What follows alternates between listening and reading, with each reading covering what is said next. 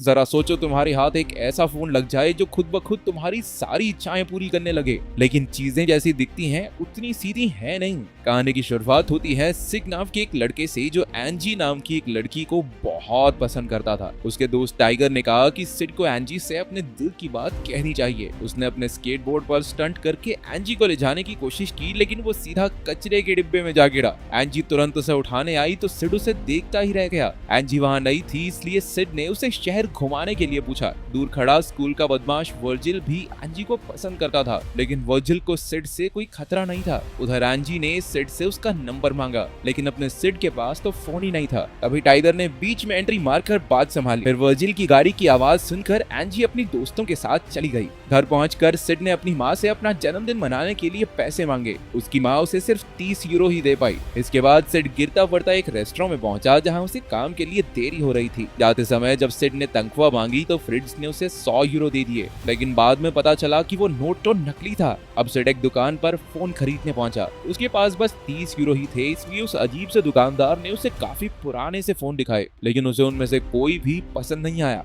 आखिरकार वो दुकानदार पीछे से एक रहस्यमय डिब्बा लाया जिसमें से धुआं निकल रहा था। उसमें एक चमकता लाल फोन था जिसके 2 सींग थे। सिड ने तुरंत पैसे दे दिए, लेकिन पता चला कि ये फोन तो चलता ही नहीं। सिड ने अपने पैसे वापस मांगे, लेकिन अचानक से फोन चल पड़ा और उसकी तस्वीर खींच ली। ये देखकर दुकानदार ने फोन वापस छीनने की कोशिश की, लेकिन सिड भाग गया। उधर स्कूल में क्लेमेंस नाम की लड़की को बालों की एड के लिए चुन लिया गया था। तभी सिड ने एंजी को अपना नया फोन दिखाया, लेकिन क्लेमेंस उसका मजाक उड़ाने लगी। फोन ने तुरंत अपने आप उसकी तस्वीर ले ली। सिड ने एंजी को अपना नंबर देकर कॉल करने को कहा। फिर केमिस्ट्री क्लास में फ्रैंकलिन और डेविड टाइगर का मजाक उड़ाने लगे, क्योंकि उसकी माँ एक जमाने में अडल्ट मॉडल हुआ करती थी। इस पर सिड की उन सबसे लड़ाई हो गई और टीचर ने उन सभी को सजा दे दी। बाद में पढ़ते हुए अचानक सिड के फोन ने खुद ही मार्गॉट को कॉल कर दिया। कॉल सुनते ही मार्गॉट ने क्लेमेंस के बालों में आग लगा दी।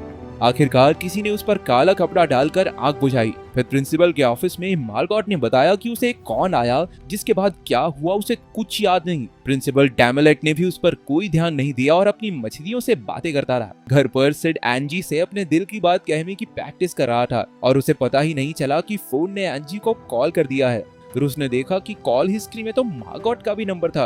अगले दिन सिड ने टाइगर को बताया कि उसके फोन ने खुद ब खुद ही एंजी और मार्गॉट को कॉल किया था। अचानक मैथ्स टीचर ने सिड के सर पर चौक फेंक कर एक सवाल पूछा। सिड को जवाब नहीं पता था, लेकिन तभी उसके फोन पर अपने आप जवाब दिखने लगा। टाइगर ने भी ये देखा, लेकिन टीचर ने उसे कैलकुलेटर इस्तेमाल करने के लिए डांट दिया। उसने फोन छीनकर खिड़की से बाहर फेंक दिया। क्लास खत्म होने के बाद सिड भागकर फोन लेने गया तो वो एकदम ठीक पड़ा था। वो दोनों सोचने लगे कि आखिर फोन को ये जवाब पहले से ही कैसे पता था। उस शाम मैथ्स टीचर को एक फोन आया, जिसके बाद वो वहीं जम गया। अगली सुबह सिड ने उठकर देखा कि उसके फोन पर जन्मदिन की बधाइयां चल रही थी। स्कूल जाते हुए सिड ने टाइगर को बताया कि उसके फोन ने खुद ही उसे जन्मदिन की बधाई दी, जबकि उसने तो अपने जन्मदिन की तारीख फोन में डाल भी नहीं रखी। टाइगर को इसमें कुछ गड़बड़ लगी, इसलिए उसने सिड को फोन फेंक देने को कहा, लेकिन सिड क्यों मानने लगा, उसे तो इस फोन से बहुत फायदा हो रहा था। फिर टाइगर ने फोन से केमिस्ट्री क्लास में हुई लड़ाई की सजा से बचने को कहा। उसी वक्त सिड के फोन पर प्रिंसिपल के असिस्टेंट का फोन आया, जो सिड को प्रिंसिपल समझ रही थी।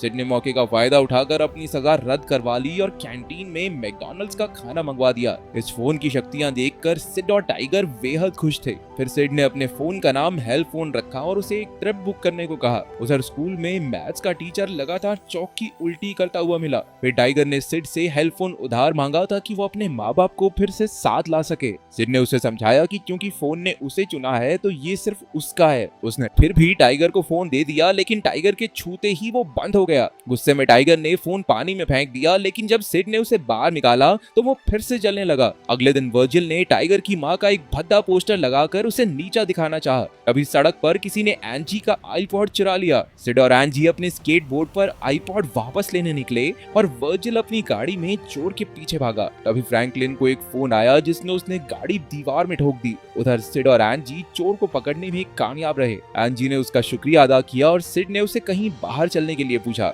लेकिन एंजी ने कहा कि अफसोस वो नहीं चल सकती क्योंकि उसे हिस्ट्री पेपर के लिए पढ़ाई करनी है। अगले दिन टाइगर ने उसे समझाया कि फोन की वजह से वर्जिल को कितनी चोट लग गई है। आज सिड फोन की मदद से एंजी को हिस्ट्री पेपर में नकल करवाने वाला था। उसने हिस्ट्री टीचर को कॉल करके सारे सवाल पूछ लिए। थोड़ी देर बाद वर्जिल और उसके दोस्तों ने सिड और टाइगर को कोने में ले जाकर काफी पीटा। अचानक वर्जिल को भी कॉल आई, लेकिन सिड ने धक्का देकर फोन गिरा दिया ताकि उसे कोई नुकसान न पहुंचे। तभी क्लेमेंस ने आकर कहा कि सिड आज उन्हें नकल करवाने वाला है। ये सुनकर वर्जिल ने उसे छोड़ दिया। जैसा उन्होंने सोचा था वैसा ही हुआ और बाद में उन सब ने खा पी कर मस्ती की। जब एंजी ने खुश होकर सिड को अपने साथ बैठने को कहा तो वर्जिल गुस्से में लाल हो गया। वो कहने लगा कि सिड के पिता ने तो उसकी माँ को किसी और आदमी के लिए छोड़ दिया था। गुस्से में सिड उठकर चला गया और हेल्प फोन से वर्जिल को कॉल करने को कहा। कॉल उठाने के बाद वर्जिल ने पागलों की तरह टेबल पर नाचना शुरू कर दिया। इसके बाद उसने सारे कपड़े उतारकर खुद को शर्मिंदा किया। उसके दोस्त उसे रोकते रहे, लेकिन उसने जाकर अपने दोस्त फ्रैंकलिन को ही चूम लिया। ये देखकर एंजी बाहर चली गई और सिड भी उसके पीछे गया। उसने देखा कि एंजी ने अपनी विग उतारी जो उसने क्लेमेंस की खातिर पहनी थी। उसने एंजी को सहारा देकर बाहर चलने के लिए पूछा। एंजी भी खुशी खुशी मान गई। एक दिन सिड की माँ को एक खत मिला जिसमें लिखा था कि उन्होंने क्यूबा की एक ट्रिप जीती है, लेकिन असल में ये ट्रिप सिड ने ही बुक की थी। जब वो एंजी से मिलने जा रहा था तो उसे अपने बॉस पर गुस्सा आ गया। तभी फ्रिट्ज को एक कॉल आई। उसे सुनते ही वो गर्म तेल से नहाकर डिस्को करने लगा। उधर सिड एंजी के आलीशान बंगले पर पहुंचा। इसके बाद वो एंजी को एक बड़ी गाड़ी में बैठाकर घुमाने ले गया। उधर वर्जिल और उसके चेलों ने हिसाब लगाया कि कोई तो फोन करके सबसे अजीबोगरीब हरकतें करवा रहा है। तभी सिड और एंजी वहां से निकले तो वर्जिल ने देखा कि ये तो उसके बाप की गाड़ी है। फिर थिएटर में सिड ने एंजी को हेल्प फोन का सच बताने की कोशिश की,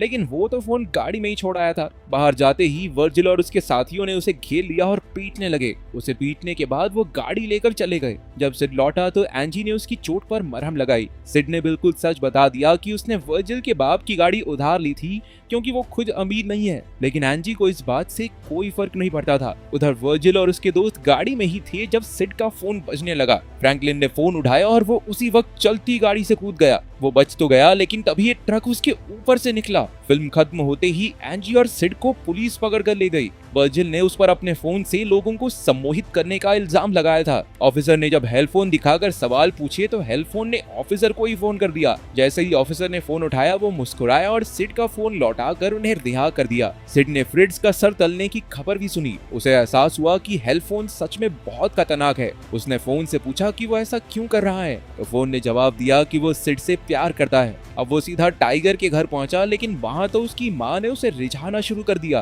तभी टाइगर ने उन्हें देख लिया और सिड को मारने दौड़ा। जैसे तैसे सिड अपनी जान बचाकर भाग निकला। अब सिड ने खुद हेल्प फोन को तोड़ने की कोशिश की, लेकिन कुछ नहीं हुआ। आखिरकार उसने फोन को एक गड्ढे में फेंक दिया। अगले दिन मार्गोट, क्लेमेंस, वर्जिल और डेविड एंजी के घर पहुंचे। सबने कहा कि सिड के फोन की वजह से खतरनाक चीजें हो रही हैं, लेकिन एंजी ने कहा कि उसने खुद हेल्प फोन को अपने आप लोगों को कॉल करते देखा है। उधर सिड को कुछ लोगों ने उसका फोन गड्ढे से ढूंढकर लौटा दिया। फिर टाइगर आया और उन्होंने अपना मनमुटाव दूर करके एक साथ इस मुसीबत से निपटने का फैसला किया। तभी हेल्प फोन ने सिड को ही फोन कर दिया और कहा कि उसका अगला शिकार एंजी है। जब एंजी के घर फोन बजा तो घबराते हुए क्लेमेंस ने फोन उठाया। फिर उसने हकलाना शुरू कर दिया और बाकी सब डर गए, लेकिन वो तो बस मजाक कर रही थी। फोन पर एंजी की माँ ने उसे गैस बंद करने को कहा। फिर मार्गोट की माँ का कॉल आया तो उसने फोन सुनकर वर्जिल को पकड़ा दिया और फोन के कंट्रोल में आकर वो चाकू की चोट की वजह से मारी गई। वर्जिल ने उबलती गेंद अपने सामने खड़ी लड़की पर फेंक दी, लेकिन डेविड ने वर्जिल को बेहोश कर दिया। मार्गोट का फोन फिर से बजा और एंजी के कुत्ते ने फोन उठाया। इसके बाद उसने डेविड को बुरी तरह काट लिया।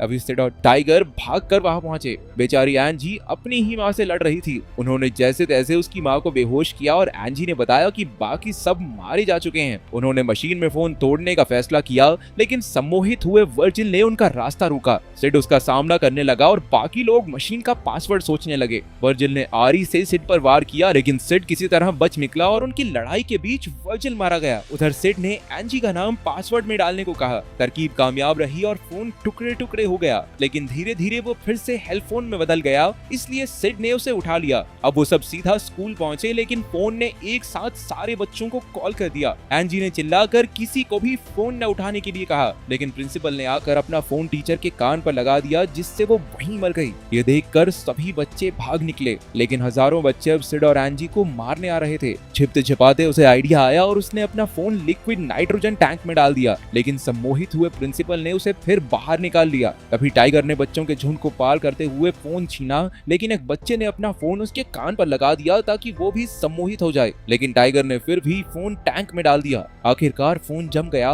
और टाइगर ने बताया कि उसने पहले ही कान में रुई डाल ली थी। सिड ने टाइगर को जोर से गले लगा लिया और एंजी ने भी अपने प्यार का इजहार किया। जल्द ही उन्होंने एक समुद्र में टैंक को हमेशा के लिए डुबा दिया।